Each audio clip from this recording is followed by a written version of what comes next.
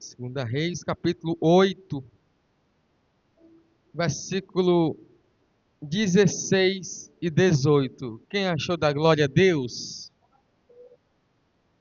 Diz assim a palavra do Senhor. Pega o da Catiane, Cátia, por favor. Bem rapidinho, dá certo.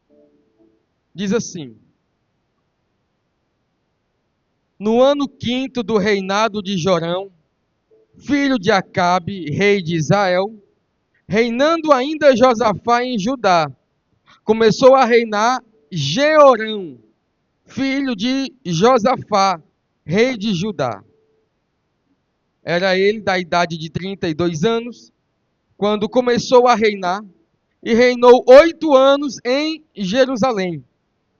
Andou nos caminhos dos reis de Israel, como também fizeram os da casa de Acabe, porque a filha desse era sua mulher. Fez o que era mal perante o Senhor. Somente até o 18. Fez o que era mal perante o Senhor. Podem sentar os que assim ficaram de pé. Glórias a Jesus.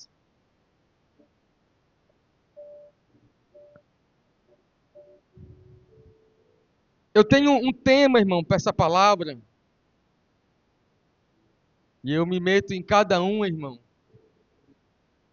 As palavras que Jesus às vezes me dá para trazer para a igreja. Às vezes eu temo assim pregar.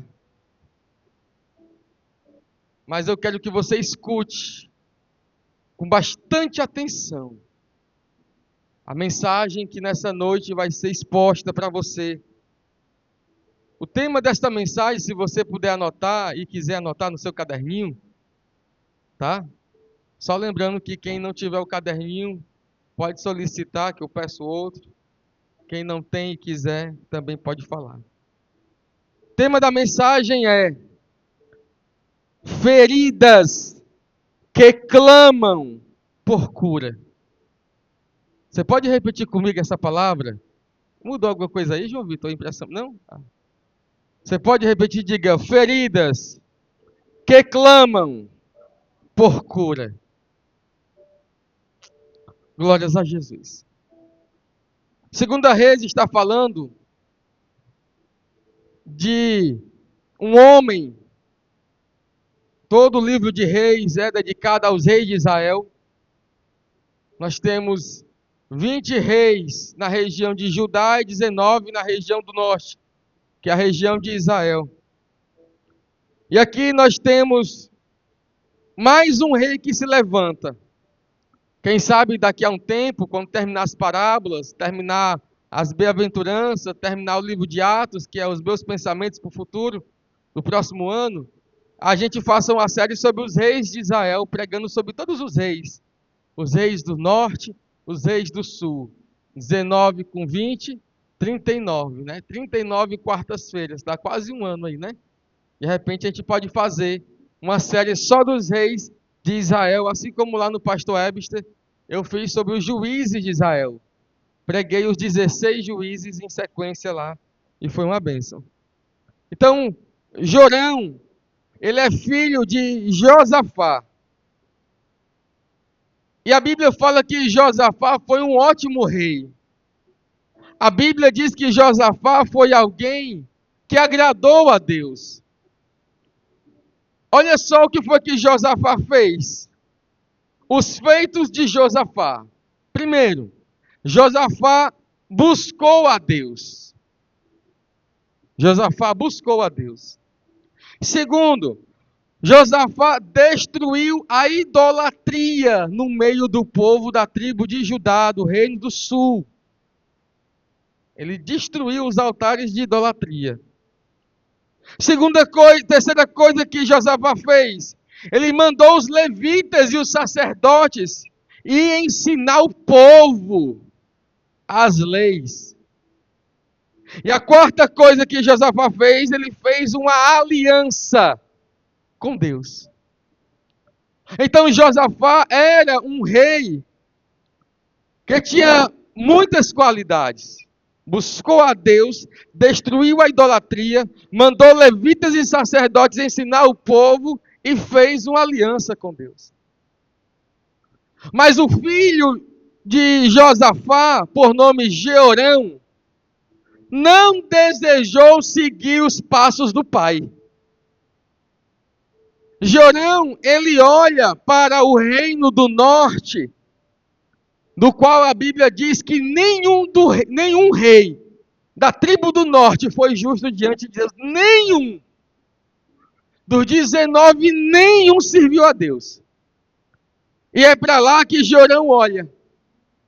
Porque ele casa com a filha de Acabe, e nós sabemos mais ou menos quem é Acabe. E ele deseja seguir a casa e os ensinamentos de Acabe. O que foi que Acabe fez?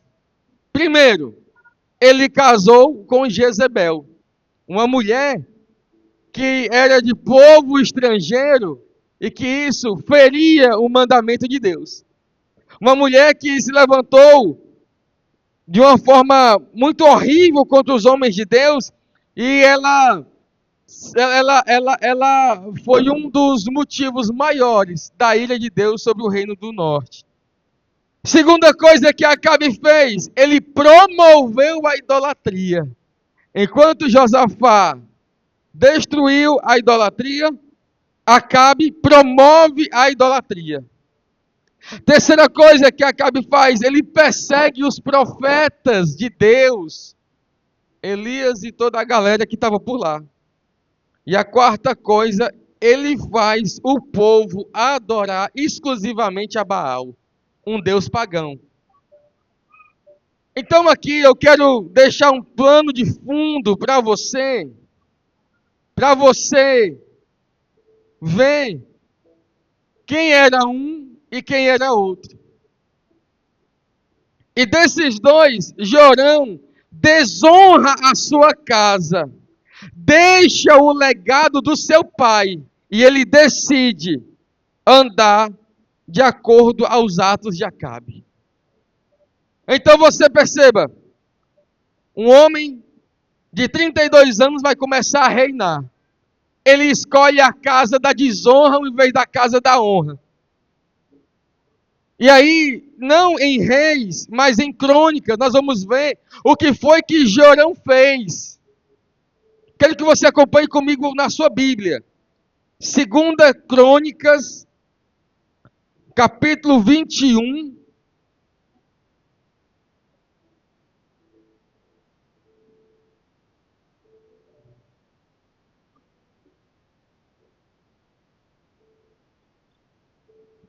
Segundo Crônicas, capítulo 21.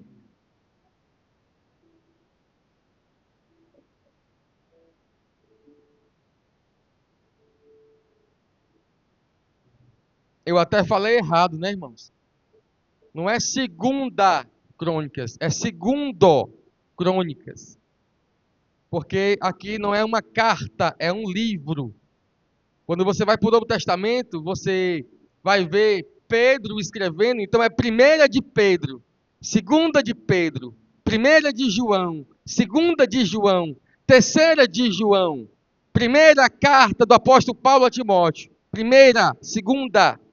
Já aqui não é primeira Crônicas, segunda, não, é primeiro Crônicas, é segundo Crônicas. Por quê? Porque é um livro, não é uma carta, tá?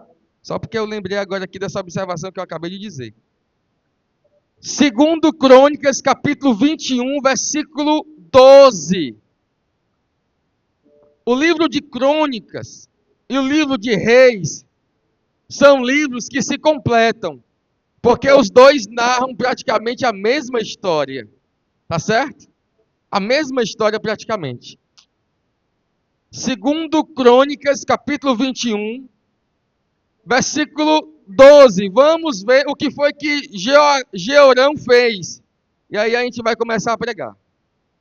Então lhe chegou às mãos uma carta do profeta Elias, em que estava escrito: assim diz o Senhor Deus de Davi, teu pai, porquanto não andaste nos caminhos de Josafá, o teu pai, e nos caminhos de Asa, rei de Judá, mas andaste nos caminhos dos reis de Israel, e introduziste a idolatria a Judá, e os moradores de Jerusalém, segundo a idolatria da casa de Acabe. Também mataste os teus irmãos da casa de teu pai, melhores do que tu. Eis que o Senhor castigará com grande flagelo ao teu povo, aos teus filhos, às tuas mulheres e todas as tuas possessões. Tu terás grande enfermidade, grave isso. Tu terás grande enfermidade em tuas entranhas, enfermidade que aumentará dia após dia, até que saiam as tuas entranhas. Versículo 18, só para me contextualizar, e aí que eu finalizo, do mesmo capítulo. Depois de tudo isso, o Senhor feriu nas suas entranhas com enfermidade o quê? Incurável. E aumentando esta dia após dia, ao cabo de 2 anos, saíram-lhe as entranhas por causa da enfermidade, e morreu com terríveis agonias. Vamos começar a pregar, irmãos? Você quer ouvir a voz de Deus hoje?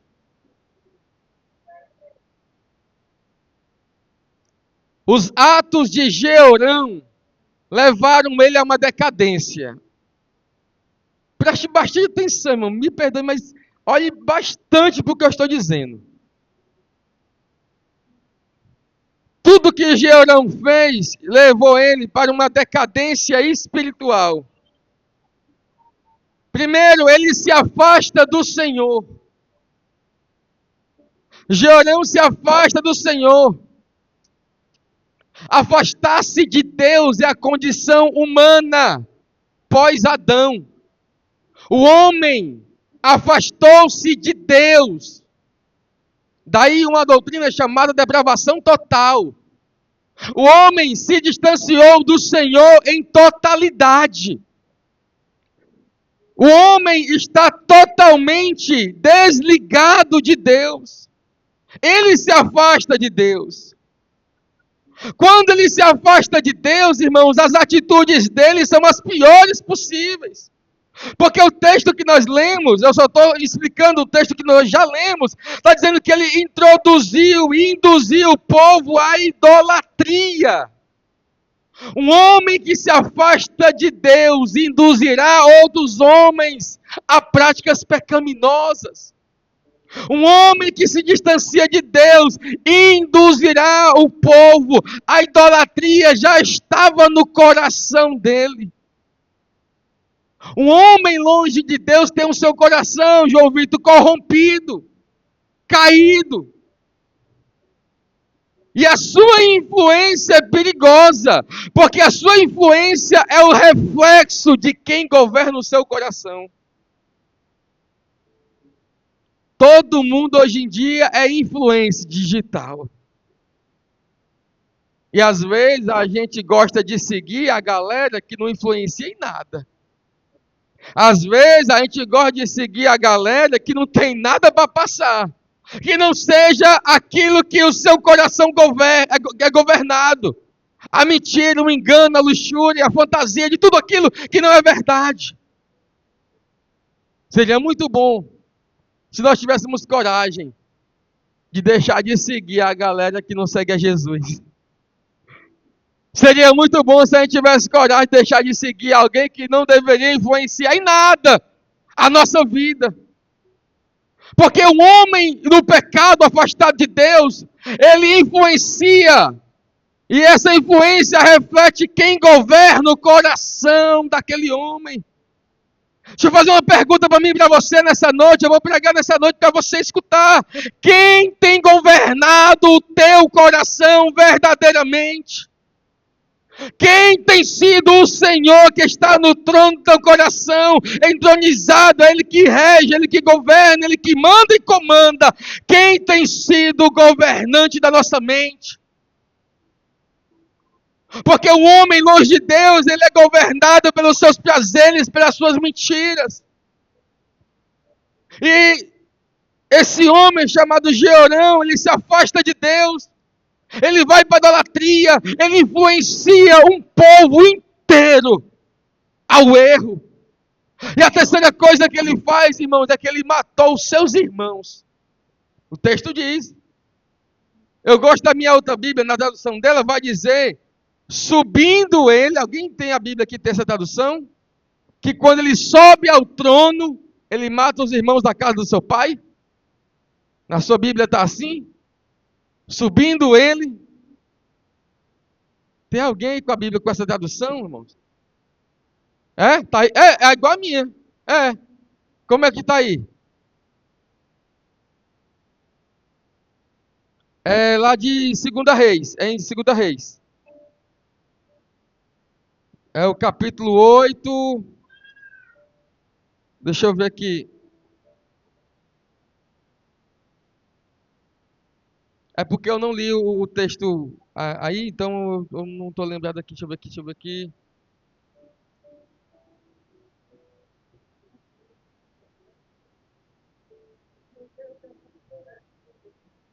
É em Crônica que tem falando que ele matou os irmãos, né?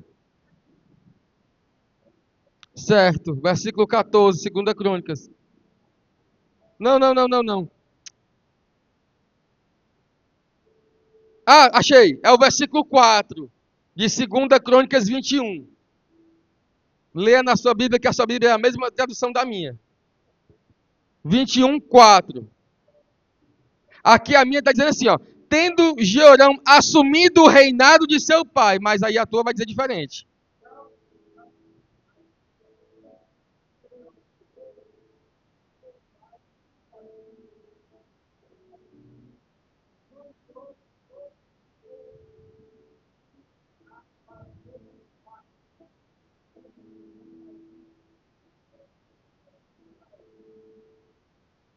Pronto. Ainda está diferente, acredita? Está diferente. Às vezes é que muda um pouco.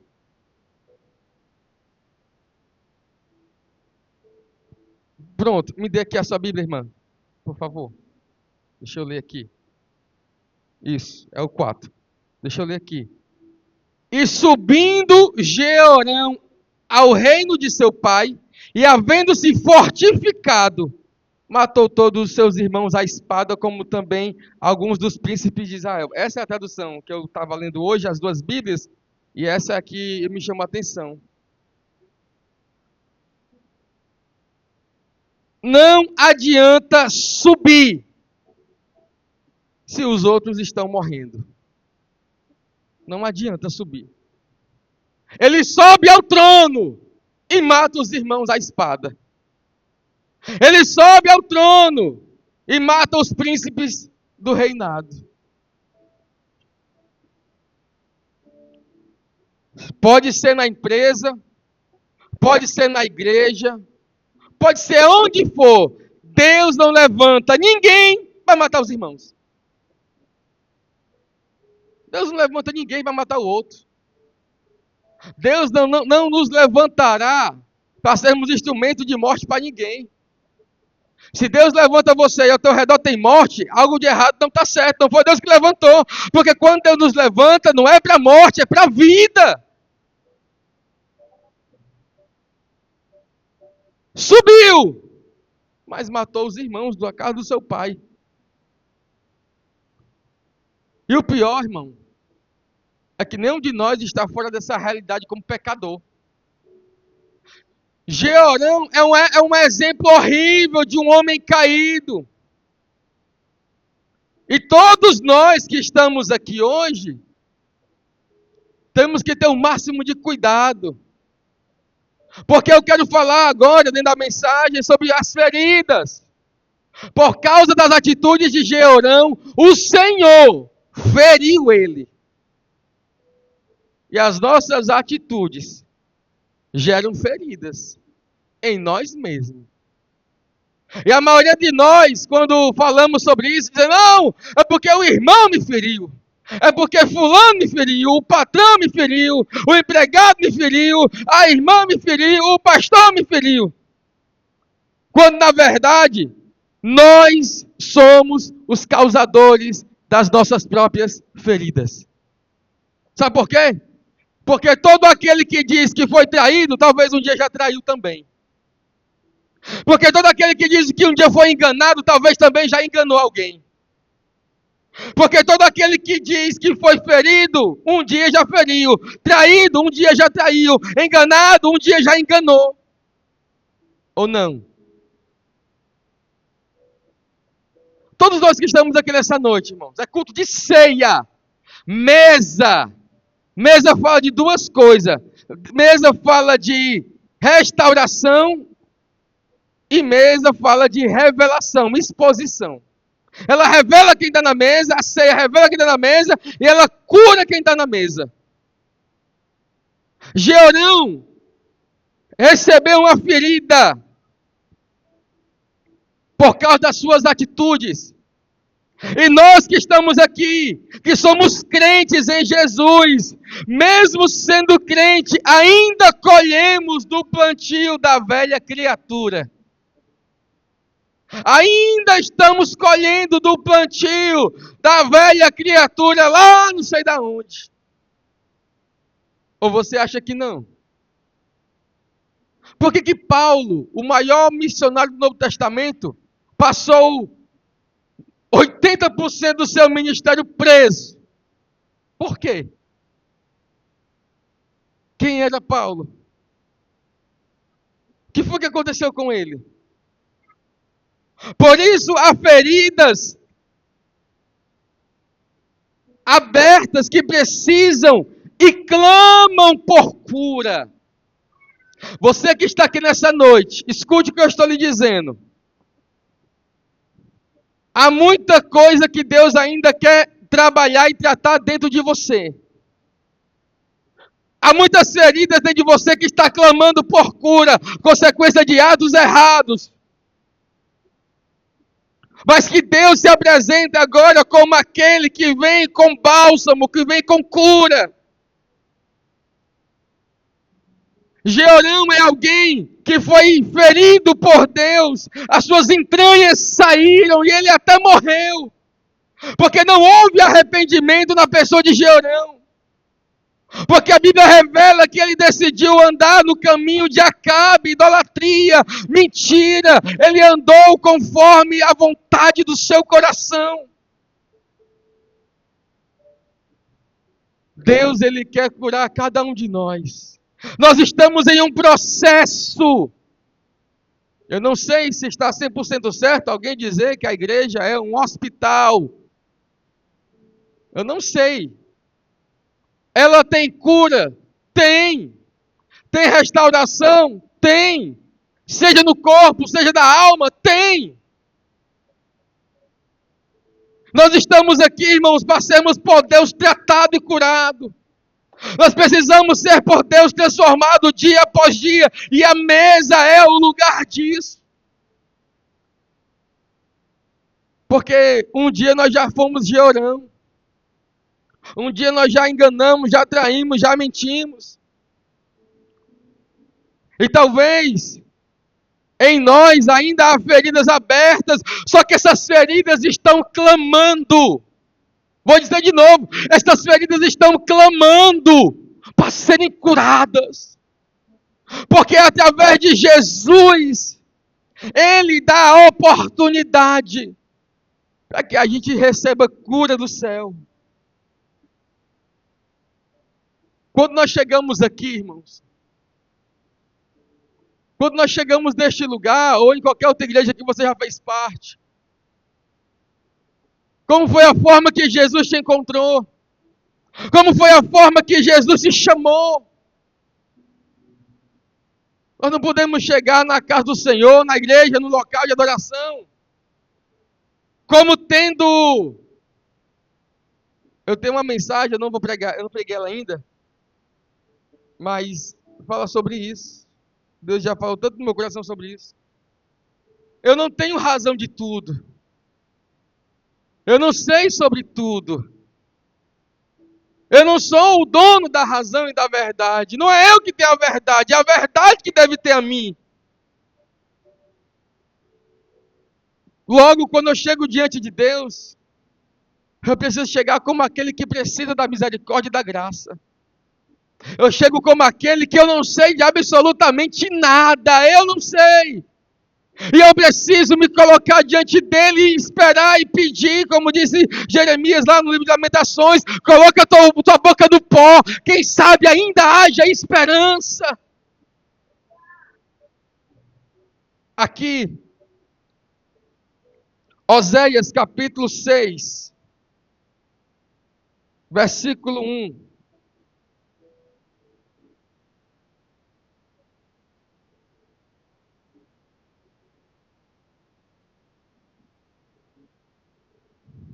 Oséias capítulo 6, versículo 1. Vinde e tornemos para o Senhor, porque Ele nos despedaçou e nos sarará.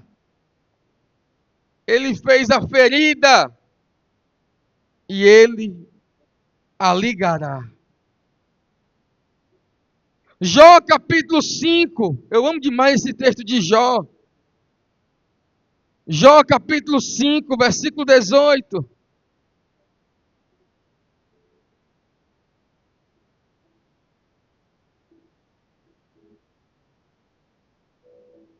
A partir do 17, vamos ler o 17. Jó 5, 17. Olha bem, escute.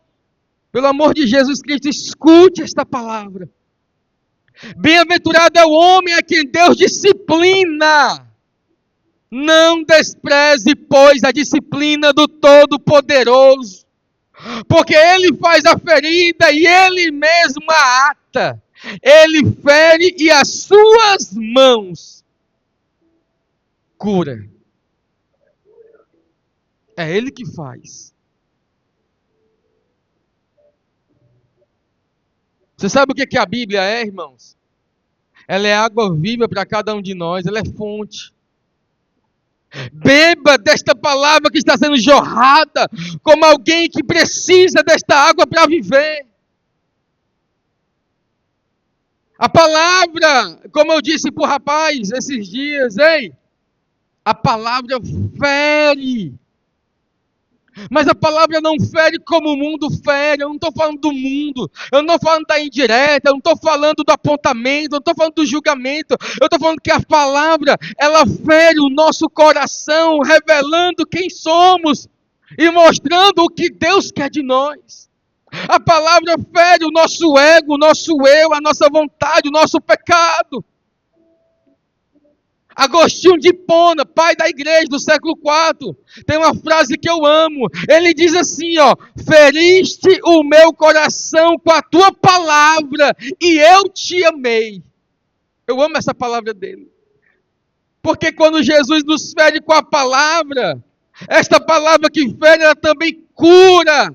É uma espada, é uma arma, diferente da arma dos homens e do mundo, que quando ela atira, ela mata. Essa palavra, essa arma, essa espada, quando ela entra em choque com o homem, por mais que ela confronte, por mais que ela fira, por mais que ela mostre, que ela revele, ela dá vida, ela restaura, ela levanta. Esta palavra deseja levantar a mim e a você e curar as nossas feridas verdadeiramente.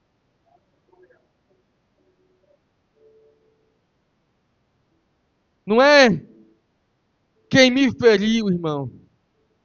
Não é sobre quem falou, quem me feriu, quem apontou. É sobre a minha necessidade de se encontrar com Jesus. Eu preciso ser curado, mas para ser curado eu preciso ser confrontado.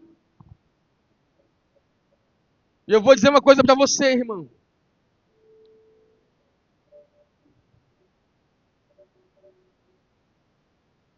Tem muita coisa que você vai escutar aqui nesse lugar. E eu demorei muito tempo para entender isso.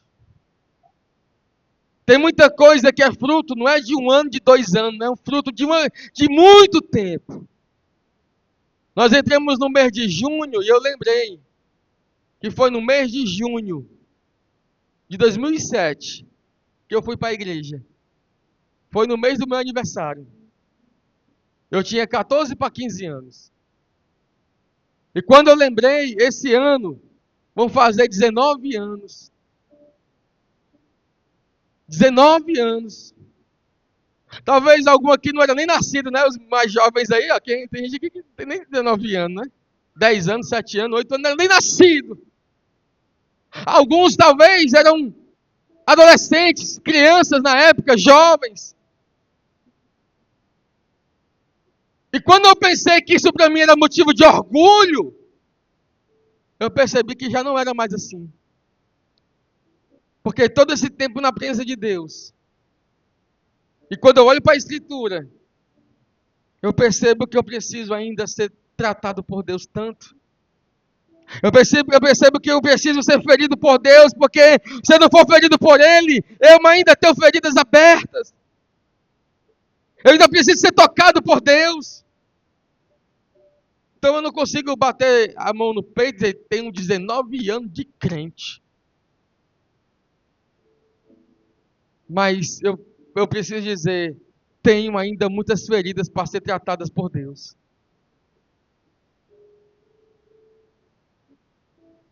Jesus quer nos curar, irmãos. Mudar a nossa mente. Ele só vai conseguir tratar nossa mente com a sua palavra. Por isso, algumas palavras que saírem deste lugar, talvez você até não entenda. Talvez você ainda não tenha a clareza que eu passei anos e tem muita coisa que eu aprendi errado. Muita coisa que eu aprendi no começo, não por maldade, mas aprendi muita coisa errada. E que o tempo foi passando, o entendimento da palavra foi se abrindo, para que eu viesse a entender a Escritura como ela verdadeiramente, ainda estou engateando como ela é. E eu não vou hesitar de ensinar para você que está aqui a palavra do jeito que ela é. Você pode até dizer que talvez não vai entender ou não vai concordar, mas se está escrito, se a palavra está dizendo, nós precisamos dela. Como é que Deus cura a minha vida, Regis? 2 Reis 5, Naamã. Jesus cura as minhas feridas quando as minhas feridas são expostas diante dele. Quem lembra de Naamã? Hã? Quem já pregou alguma campanha sobre Naamã? Eu já preguei demais. Bora fazer uma campanha de Naamã, bora? 7 mergulhos. Sabe o que é mais engraçado na história de Naamã? É que Naamã, ele é general. Ele tem postura. Ele tem honraria. Ele é comandante. Ele é vitorioso pela Bíblia. Mas ele está todo ferido. Todo dilacerado. Lepra. A única pessoa que conhecia ele, Veronice, era a esposa. Porque na guerra, ele estava com as armaduras. Mas quando ele chegava em casa, o que ele fazia? E quem é que conseguia ver? É por isso que o que a Veronice falou no culto que ela pregou, que ela tem a... Como é que você falou? Que você tem a alegria de ser elogiada por ele, o marido. Porque se ele conseguir elogiar você e testemunhar como mulher de Deus, significa que não é só performance, não é só armadura. É porque verdadeiramente no dia a dia e na casa você anda como mulher de Deus. Foi isso que você falou. Eu já escutei a Catiane testemunhar sobre isso, sobre mim. E eu confesso que não é tão fácil. Porque quem está perto está vendo o erro todo dia, o pecado todo dia. Quem está perto está tendo contato com as nossas fragilidades, as nossas falhas, os nossos erros e as nossas feridas que está aberta ainda. Jorrando pus, jorrando sangue. E jorrando às vezes em quem não tem nada a ver com a história. E quando Naamã, ele vai para aquele processo de cura. Quando eu preguei sobre esse texto, há uns anos atrás, eu fiz ali eu fiquei imaginando, ele despina a roupa, ele tira as botas, aí eu falei sobre a forma de andar. Ele tira a couraça, eu falei sobre as intimidades. Ele tira o peitoral, aí eu falei sobre o coração e as intenções. Ele tira o capacete. Aí eu comecei a falar sobre isso. Eu não imagino, irmão, que Naamã entrou dentro d'água, igual o Robocop, todo cheio de armadura, porque ele era um guerreiro. Será que ele entrou assim? Não. Porque no texto você percebe que as pessoas testemunham que a pele dele ficou como a de um bebê. Como é que alguém vai ver se a pele que antes era leprosa não tiver exposta? Algumas curas para cada um de nós precisamos nos expor diante dele para obter dele a cura verdadeira. É você se expor, se colocar como aquele Jesus, eu estou aqui. As minhas feridas estão aqui. Me cura, Jesus. E não podemos chegar diante dele com as nossas honrarias. E não podemos chegar diante dele com as nossas armaduras. Não tem como. Não tem como Deus nos tocar se nós ainda estamos escudados de armadura. A segunda pessoa que a Bíblia fala sobre cura é Ezequias, no capítulo 20 de 2 Reis. E você percebe que Ezequias, para ser curado, ele se humilha, porque o profeta chega e diz: ei, tu vai morrer. O profeta não chega dizendo de vitória. O profeta não chega falando de bênção, não. O profeta diz: tu vai morrer. E o que é que ele faz, irmão? Ele se humilha diante do Senhor. Ele se humilha diante de Deus. Para que haja cura, é necessário haver humilhação. Você está escutando o que eu estou dizendo? Para que haja cura, é necessário que haja o quê? Humilhação. No mundo, havia humilhação. Mas a humilhação que o mundo dá é uma humilhação que não cura ninguém. Pelo contrário, o mundo humilha para ferir ainda mais. Mas diante do Senhor, a nossa humilhação é para a gente ser curado, Natália. É na humilhação que a gente é curado diante de Deus. É na humilhação. Parece que nós atualmente temos essa dificuldade da humilhação. Eu escuto por muito tempo, irmãos, eu sou um ensinador, eu preciso ensinar. E não se engane em achar que o tempo vai curar. Não se engane.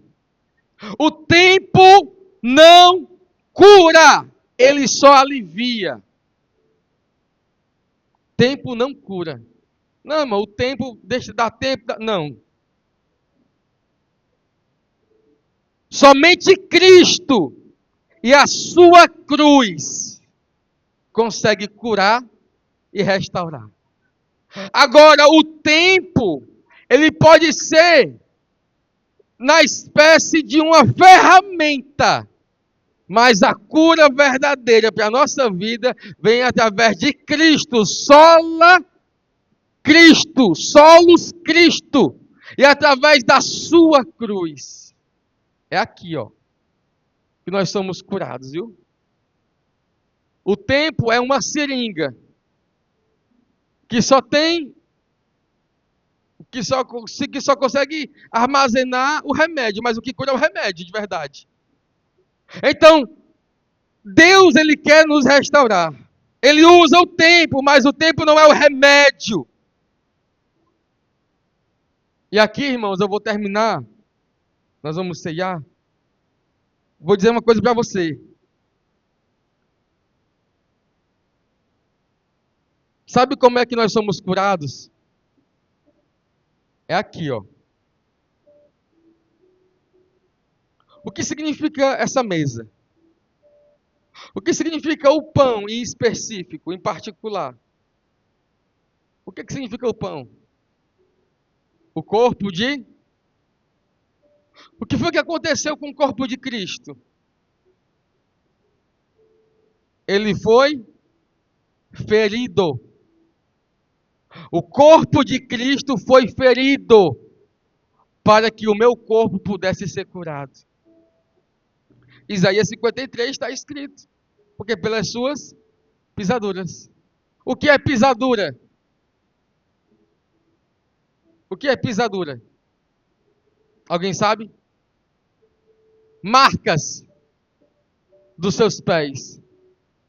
Qual foi a marca que Jesus deixou dos pés dele? Alguém sabe? Hã? Não. Prego não deixa marca. Hã? Foi o sangue. No caminho do Calvário, aquela cena é exatamente aqui. É o corpo partido e o sangue derramado. Quando Isaías está dizendo, pelas suas pisaduras nós somos sarados, ele está dizendo, pelas suas pegadas, os seus passos nós somos sarados. Mas o que tem nos passos de Jesus? Você imagina? A situação e a imagem da tortura. Sangue por todo o seu corpo. Lavando o seu corpo, chegando até onde? Os pés. Eu imagino que Jesus andando naquela via dolorosa, como assim nós chamamos hoje em dia, cada passo que ele dava, um homem torturado, ensanguentado, deixava o quê? Marcas de sangue, pisadura. E é por isso que Isaías profetiza 600 anos dizendo, pelas suas pisaduras, ou seja, pelas suas pegadas, pelas marcas dos seus pés, marcas de sangue. Agora só é curado quem está pisando aonde ele pisou. E só consegue pisar aonde ele pisou quem está atrás, não é quem está na frente. Nós nunca andaremos na frente de Cristo, nós estamos atrás de Cristo. É Jesus andando na frente, deixando as marcas do sangue pelas suas pisaduras dos seus pés, e nós que somos seguidores dele, pisamos em cima dos seus passos. E é nesta caminhada que Jesus vai sarando, vai restaurando, vai transformando, Ele vai mudando. É por causa dele, o corpo partido, o sangue derramado, as pisaduras do caminho. Nós vamos pisando onde Ele pisou, passando onde Ele passou. E isso vai gerando em nós cura.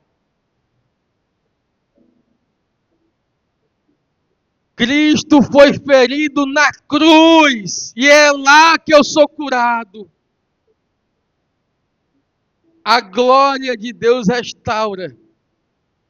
É a ceia, irmão. É aqui, ó. Eu sou ensinador, eu vou ensinar para você, irmão. Jesus quer restaurar a gente. De como, irmão? Como? Segundo aos Coríntios 3,18. Esse texto aqui, irmão, 2 Coríntios 3,18.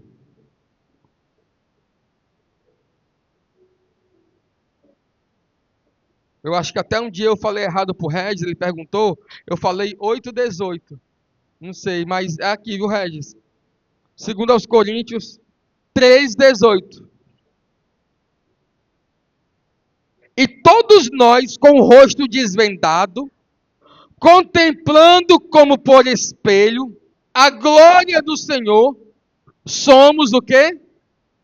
Transformados. Como é que está dizendo aí? De glória na sua própria imagem, como pelo Senhor o Espírito. Nós somos transformados, curados, restaurados como, irmão? de glória em glória.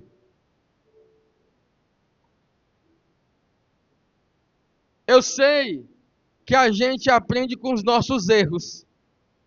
Sim ou não? Pelo menos devia, né, pastor? Mas o propósito de Deus nunca foi esse. O propósito de Deus nunca é que a gente vá crescer de queda em queda, é de glória em glória, está escrito. Nós somos transformados de glória, hein? Não, mas os meus erros me ensinam. Irmão, eu só tenho o meu erro como professor quando eu não tive a palavra como professor. O meu erro não deveria me ensinar quando a palavra antes já deveria ter me ensinado. Eu não preciso errar para aprender. Eu preciso aprender para não errar. E como é que eu aprendo? É pela Bíblia. Nossas derrotas não nos ensinam. Quem deveria nos ensinar é a palavra, porque o Senhor quer restaurar a mim e a você, não é de queda em queda, é de glória em glória. Não é porque você caiu que agora você vai dizer, agora eu sei, não. Mas é quando você se encontra com a glória de Deus, você busca a glória de Deus, esta glória que restaura você, para você caminhar em transformação na presença dEle. É a glória, não é a queda. 1 Coríntios 10. Eu não vou ler. Mas 1 Coríntios 10 diz que o Senhor deixou escrito exemplos de homens com todos os seus erros para que nós aprendêssemos. Eu não tenho que aprender com os meus erros, eu tenho que aprender com o erro de Davi.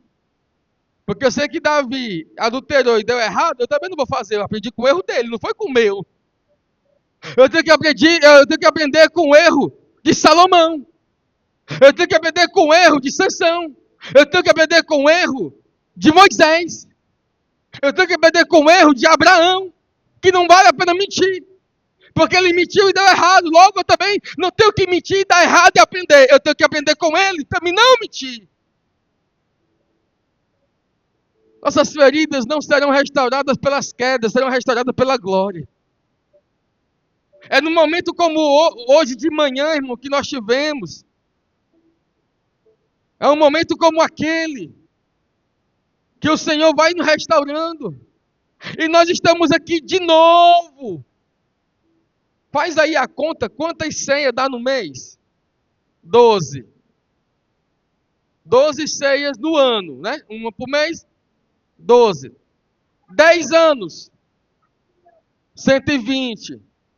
20 anos, 240. 240 ceias nós participamos. Ou eu participei, basicamente. Vou botar a conta arredondar. Mas eu estou aqui de novo. Porque eu preciso olhar para este pão e para este cálice. Eu preciso lembrar que Jeorão foi um rei que desejou andar nos seus caminhos e não no do Senhor. Eu preciso olhar para o Cristo que quer restaurar, porque Jeorão, ele morreu pelas suas feridas. A Bíblia diz que as suas entranhas saíram para fora. Mas o Senhor não quer que você morra pelas suas feridas. Mas o Senhor, Ele quer estancar, Ele quer sarar você. Mas não adianta eu pregar, eu falar, se o nosso coração não desejar isso. Eu convido você a ficar de pé nessa noite. Eu confesso que essa é uma mensagem muito difícil, irmão. Mas o Senhor,